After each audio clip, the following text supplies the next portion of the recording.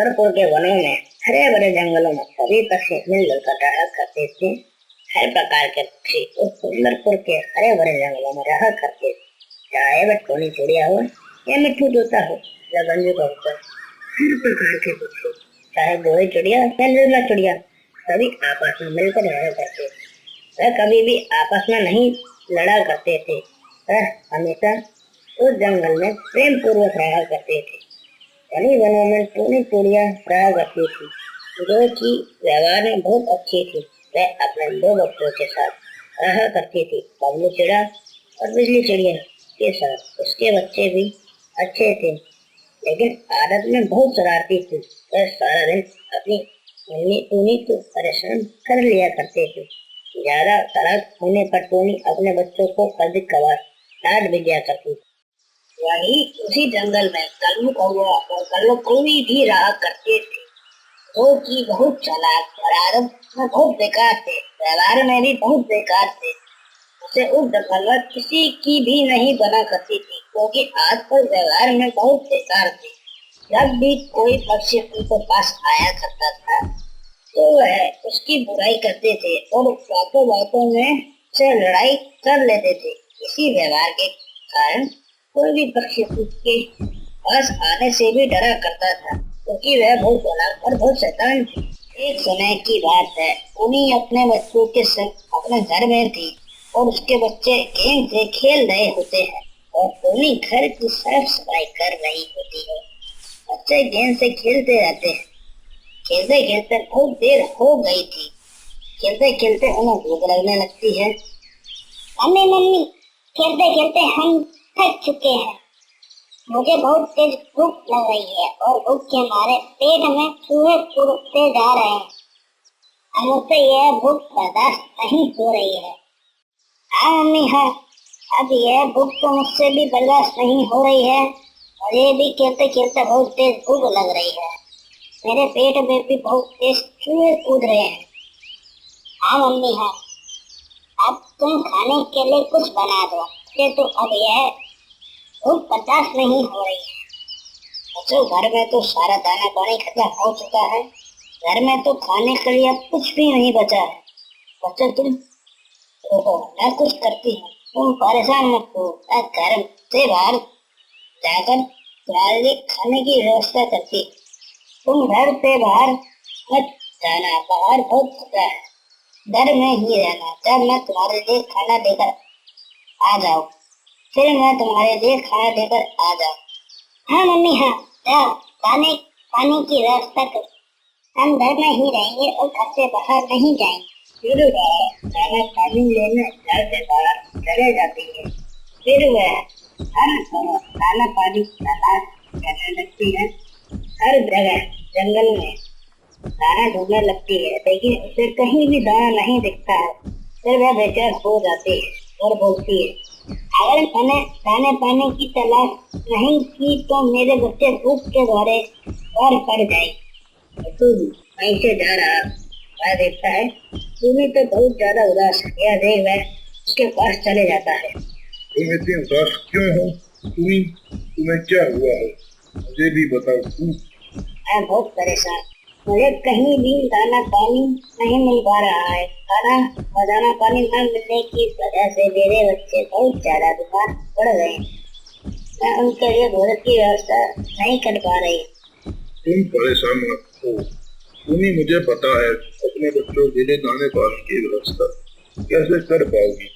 मुझे पता है दाना पानी कहाँ मिलेगा खाने के। तुम्हारा धन्यवाद। मुझे भी बताओ, मैं भोजन की दाने पानी की व्यवस्था अपने बच्चों के लिए कैसे कर पाऊँ। फिर मैं टोनी को बता देता है कि भोजन कहाँ से, दाना पानी कहाँ से मिल पाएगा।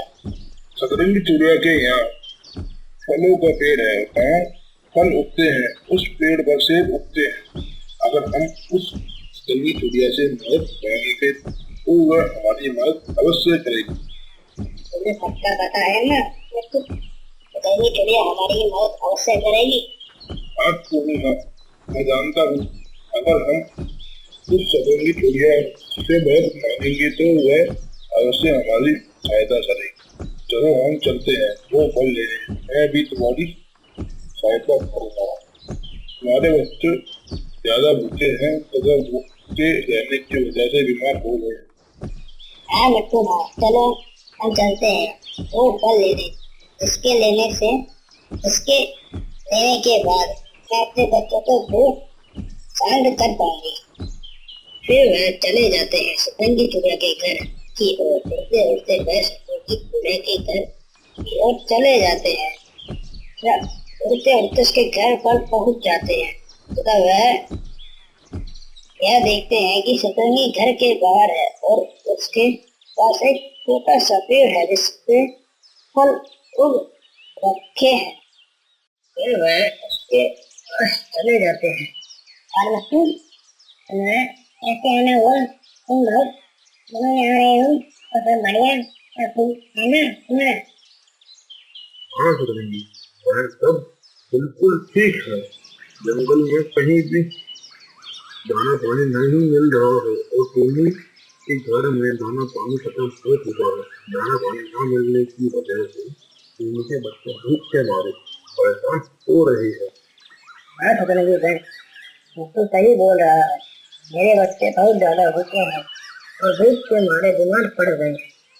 मुझे तुम्हारे बारे में मिट्टू ने बताया कि तुम हमारी औरत को फायदा करो।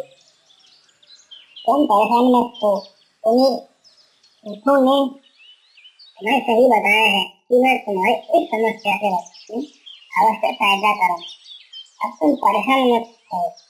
यह मेरे पास कुछ फल हैं जो इस पेड़ के छोटे से पेड़ पर उग रहे हैं। ये कुछ ही फल हैं, तुम इन में से कुछ पेड़ ले लो जो कि तुम्हारी बच्चों की भूख अवश्य शांत करने में सहायक होंगे। तुम्हारा बहुत बहुत धन्यवाद सतरंगी बहन, वो तुमने टोनी की सहायता की। हाँ बहन, हाँ, तुम्हारा बहुत बहुत धन्यवाद तो तुमने मेरी सहायता की है इस समस्या से बचने में। तुम्हारा यह एहसान पूरी जिंदगी भर तक नहीं भूल पाऊंगी। चलो कोई नहीं दोस्तों में सब चलता है। कोई नहीं टोनी और मुझसे कोई बात नहीं। टोनी यह सेब लेकर जाओ और अपने बच्चों को खिला दो। ठीक है बहन, हमें चलती हैं। फिर वह वहाँ से चले जाते हैं अपने घरों की ओर। उड़ते उड़ते वह आधे रास्ते पर पहुँच जाते हैं। उड़ते उड़ते थक जाते हैं और उन्हें गर्मी होने की वजह से प्यास लगने लगती है। उन्हें इस भीषण गर्मी में उड़ते उड़ते मुझे बहुत तेज प्यास लग रही है। सामने नदी में साफ पानी बह रहा है। उस साफ पानी को पीकर क्यों न हम अपनी प्यास बुझा लें। हाँ, तुम ठीक बोल रहे हो।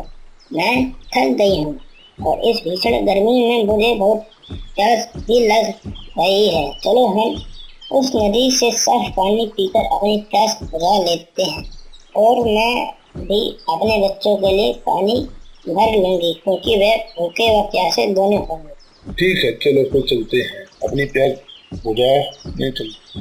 फिर वह उड़ते उड़ते नदी के पास चले जाते हैं और टोनी वो फल वहीं पर रख देती है उस टूटे पेड़ के ऊपर। फिर वह अपनी प्यास बुझाने लग जाते हैं। मिट्टू और टोनी दोनों ही पानी पीने लगते हैं। वह दोनों पेट भरकर पानी पी लेते हैं और अपनी प्यास बुझा लेते हैं। मुझे अपने बच्चों के लिए भी पानी लेकर जाना है तो मैं पानी किस में ले जाऊँ? मेरे पास तो कोई बर्तन भी नहीं है पानी ले जाने के लिए। कोई बात नहीं, तुम परेशान मत हो। हम यह कहीं कुछ देखते हैं जिसमें पानी इकट्ठा हो सके और तुम्हारे बच्चों के लिए पानी ले जा सके। फिर वह दोनों उन सेवों को वहीं रखकर पानी इकट्ठा करने के लिए कोई बर्तन सामान ढूंढने लगते हैं। वहीं पास के एक पेड़ पर खल्लू कौवी बैठी हुई थी। वह यह सब नजारा देख रही। यह देख कि मिट्टू और टोनी उन सेवों को वहीं रख गए हैं और पानी इकट्ठा करने के लिए बर्तन ढूंढने गए हैं। फिर वह इस मौके का फायदा उठाने लगती है। वह उन फलों को चुरा कर वहाँ से तेजी से उड़ते उड़ते चली जाती है। अपने संग उन सेवों को ले जाती है। कुछ समय बाद वहाँ पर वह पानी भरने का बर्तन लेकर आ जाते हैं तथा वहाँ पहुंचकर यह देखते हैं कि वहाँ तो सेब रखे थे, लेकिन अब वहाँ सेब नहीं रखे। मुट्ठू, मैंने तो वह सेब वहाँ रखे थे, लेकिन वहाँ से उन्हें कुछ चुरा कर ले गया है। अब हम क्या करें मुट्ठू? आज तुमने वह सेब यहीं रखे थे, लेकिन अब वह वहाँ नहीं है। उन्हें किसी ने चुरा लिया है। उन्हें देखो, वहाँ पर एक फल पड़ा है। हाँ मुट्ठू, यह तो काले रंग का है। तुम्हें पता है यह पंख किसका हो सकता है? ये काले रंग का है, तो यह कल्लो को भी स्पष्ट हो सकता है। और ऐसा काम तो सिर्फ कल्लो को ही कर सकती है, क्योंकि वह सब का सामान चुरा लेती है। तो अब हम क्या करें? तुम परेशान मत हो। तुम पानी इस बर्तन में इकट्ठा कर लो, फिर हम कल्लो कौवे के घर पर। फिर भूमि उस बर्तन में पानी भर लेती है। भरने के बाद वह कल्लो कोई के घर की ओर उड़ते उड़ते जाने लगते हैं और वह उसके घर पहुंच जाते हैं और घर के अंदर चले जाते हैं। तो यह देखते हैं कि वो सेब तो यहीं रखे हैं, उन्हें कल्लो कौवे ने चुरा लिया है और ये उसे चुराकर अपने संग अपने घर ले आई है। तुमने मेरे घर में आने की जरूरत कैसे की है? तुमने यह सेब क्यों चुराए हैं? यह सेब मैंने नदी के पास उस कटे पेड़ के ऊपर रखे थे। है कल्लो चोर, तुमने ऐसा क्यों किया है? मैं तुम्हें छोड़ूंगी नहीं। यह सेब मेरे हैं, मैं तुम्हें छोड़ूंगी नहीं। तुम नहीं कहना, तुम ये कल्लो कौवी बहुत खराब है। मैं इसे देख लूंगा और तुम वो सेब उठा लेना, फिर हम अपने घर चलेंगे। फिर कल्ला मुट्ठू कुत्ते से लड़ने लगती है और कल्ला मुट्ठू को पंगा मारती है और पानी चोट भी मारती है, लेकिन मुट्ठू भी हार नहीं मानता। वह भी उसका बराबर सामना करता है। वह आपस में बहुत देर तक लड़ते रहते हैं। फिर मुट्ठू कल्लो को अपनी मोटी खतरनाक चोट मार देता है और कल्लो बेहोश होकर वहीं गिर जाती है। तुम वह सेब उठा लो। इस कल्लो को मैंने सबक सिखा दिया है, अब यह फिर से ऐसा कभी नहीं करेगी। मैं वह सेब उठा लेती हूँ। फिर वह सेब और पानी का बर्तन उठा लेती है और वह दोनों अपने घर की ओर जाने लगते हैं। रास्ते में उड़ते उड़ते वह आधे रास्ते में पहुंच जाते हैं। चलो तुम्हें, अब मैं अपने घर चलता हूँ। तुम यह दाना पानी अपने घर ले जाओ और तुम्हारे बच्चे बहुत भूखे होंगे। जाओ जल्दी से, तुम जाओ और उनकी भूख शांत कर दो, नहीं तो वह भूख के मारे बीमार पड़ जाएंगे। वह बहुत बहुत धन्यवाद। मैं तुम्हारा यह एहसान पूरी जिंदगी भर तक नहीं भूलूंगी। जब भी तुम्हें मेरी सहायता की आवश्यकता होगी, मैं अवश्य तुम्हारी सहायता करूँ। फिर टूनी अपने घर की ओर चली जाती है। उड़ते उड़ते अपने घर पर पहुंच जाती है और अपने घर के अंदर चली जाती है और यह देखती है कि उसके बच्चे भूख के मारे बीमार हो गए हैं। फिर टूनी बबलू और बिजली को दाना पानी और रोज देती है। फिर वह दोनों दाना पानी सब खाने लगते हैं, अपनी भूख शांत कर लेते हैं और प्यास बुझाने के लिए पानी पी लेते हैं। फिर वह ठीक हो जाते हैं।